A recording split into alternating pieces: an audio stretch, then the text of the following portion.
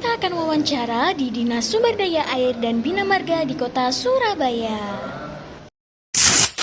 Bapak namaku belum sempat masang ya.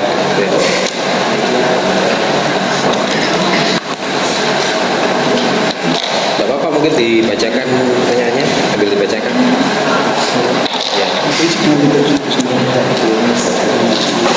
Pak, izin ke video? Tidak apa-apa, monggo.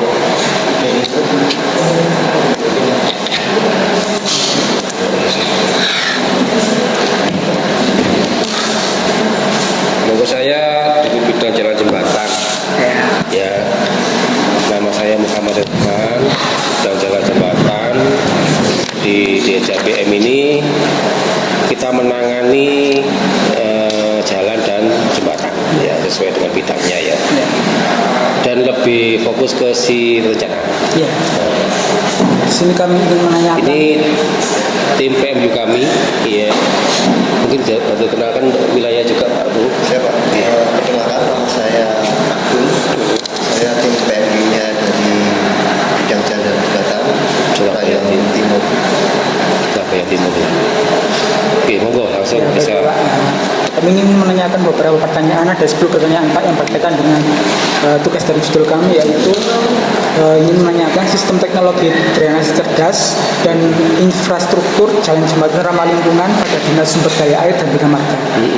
Baik, yang pertanyaan pertama yang dapat kami pertanyakan Bapak, bagaimana cara merancang sistem pengelolaan air hujan di kawasan urban Surabaya untuk mencegah banjir sesuai dengan standar yang ada pada Dinas Sumber Daya Air dan Bina Marga? Mungkin ya, sebetulnya bidang kami bidang jalan dan jembatan. Sebetulnya kalau bidang drainase itu ada, Ya. ada bidangnya sendiri. Jadi kita mungkin mencoba membantu jawab. Ya. Kalau digabungkan dengan bidang drainase itu, kita bantu penanganan limpasan hujan atau genangan itu melalui pemasangan yudit ya, mungkin ya yudit kalau di kampung-kampung itu untuk drainase, dan pemasangan jalan dengan elevasi yang sudah standar ya.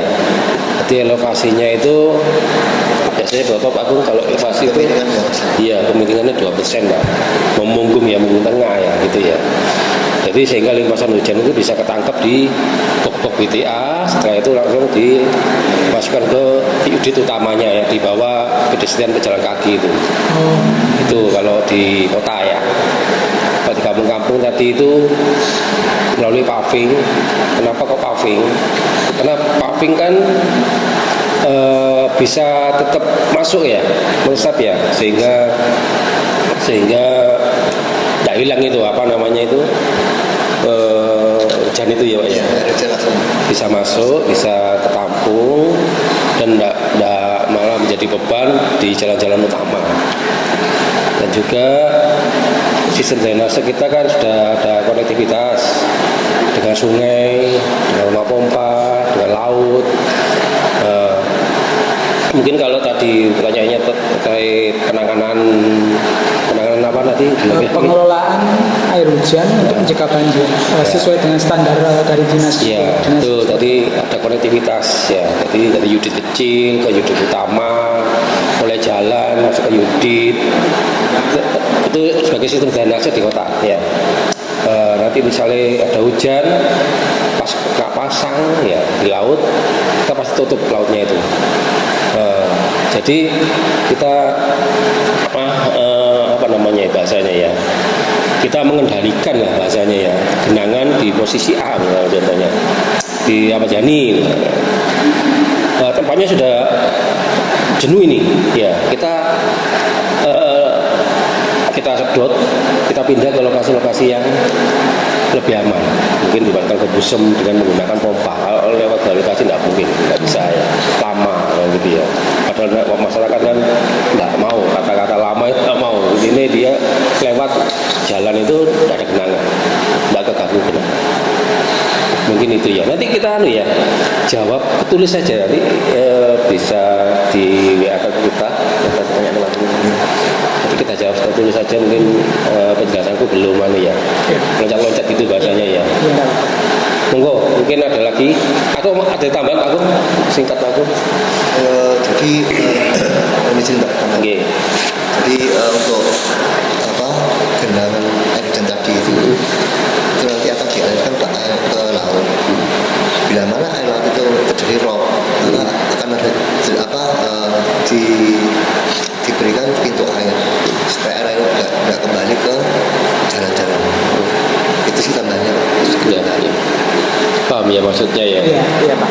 Nah, enggak paham langsung disela aja ya. Iya. Monggo. Nah, kalau mungkin sudah cukup, lanjut pertanyaannya. Baik Bapak, pertanyaan keduanya, apa solusi yang bisa dilakukan atau dikembangkan oleh Dinas Sumber Daya Air dan Bina Marga untuk meningkatkan efisiensi drainase di wilayah rawan genangan banjir yang ada di Kota Surabaya? Ya, efisiensi. Berarti Ya, kalau solusi. efisiensi berarti linknya ke inovasi ya. Iya. Ya. Tadi itu kita ada efisiensi, mungkin memanfaatkan kondisi existing. Seandainya di kota memang sudah tidak bisa, tapi kalau di kawasan kayak di mana itu di Benowo itu kan tanahnya masih banyak yang alami ya. Ya kita memanfaatkan itu kayak busem-busem, buat busem-busem alami, nggak kita beton, pakai sistem drainase alami juga. Itu salah satu efisiensi karena kebutuhan kita kalau untuk pembelian truk itu ya lumayan juga. Itu salah satunya. Satu itu, kedua mungkin paving. Nah, selama ini kan kita beli paving sudah berjalan puluhan tahun lah, tapi 3 tahun ini ke belakang ini kita sudah bisa membuat paving dengan mengajak teman-teman warga sini yang belum ada kerjaan. Jadi padat karya. Jadi kita menggandeng dari kecamatan untuk warganya yang belum layak lah, itu kita gandeng untuk mendapatkan penghasilan dengan membuat paving itu, dan paving itu kita manfaatkan. Jadi nggak usah kita beli. Kita tes, kita lakukan banyak tes di D3, di sipil ITS itu berkelanjutan ya. Jadi sehingga kita bisa mencapai batas kekuatan yang diizinkan untuk bisa dilewati. Jadi kita sudah ada standarnya itu, sudah ada sertifikatnya, sehingga kita berani untuk masang, meskipun kita pasang di lokasi-lokasi yang bebannya minimal lah, mungkin kuda, ini sepeda, enggak mobil, enggak, maksudnya beban-beban menengah ke bawah lah, bisa mencapai K225 ke bawah, taman aman. Jadi efisiensi kita itu, selama ini kita beli semua nih, butuh apa aja warga minta itu kita pasti beli, tapi saat ini enggak, kita ada pilihan ya, ada solusi ya, ada inovasi tadi. Dua itu. Ketiga, kita efisiensi kita ini dengan menggandeng ini pengembang. Ya. Jadi istilahnya kerjasama Pak. Kerjasama. Tuh, jadi misalnya yang bangun Wijaya Kusuma ini itu ada PT siapa, yang bangun satelit tahu ya, lepas ya. Itu gabungan apa namanya? Pengembang itu, sehingga bisa membangun underpass semahal itu ya. Apalagi banyak Pak contohnya. Ya ini ada di Gedung Batu itu ada jalan yang bisa dihubungkan, itu ya pengembang yang bangun itu. Mulai nol itu kita yang masih bimbingan teknis, tapi dia yang bangun, biaya dia. Rancangannya. Jadi dia sudah membangun selesai dan bisa dimanfaatkan untuk mungkin ramaian mungkin ya, kita itu ya, salah satunya juga saya juga bisa dimanfaatkan untuk umum gitu ya. Kita itu ketiga ya. Keempat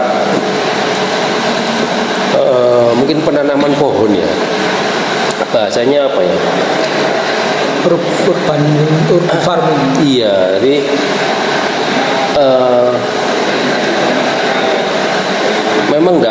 ada manfaatan langsung ya terkait tadi pertanyaannya tadi apa mungkin di laki-laki. Solusi inovatif yang yang dapat dilakukan dan dikembangkan oleh Dinas Sumber Daya Air dan Bina Marga untuk meningkatkan efisiensi drainase di wilayah rawan Nah, di wilayah rawan genangan ada banjir. hubungannya ya. Iya.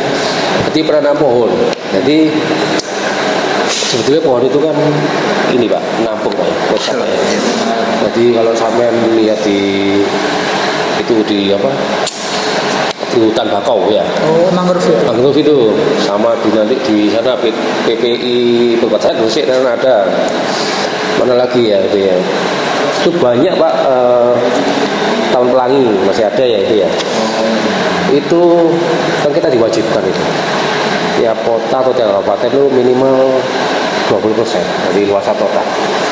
Ya itu kalau dihitung dengan jumlah limpasan yang masuk sini sebagian masuk sini. Termasuk di pedestrian Pak. Termasuk di pedestrian. Di trotoar itu.